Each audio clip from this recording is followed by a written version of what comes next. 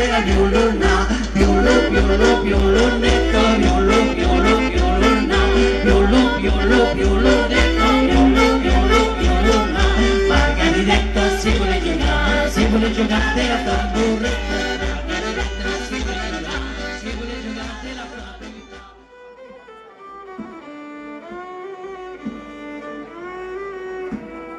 Una filletta di 15 anni, grande che ne san clamoroso.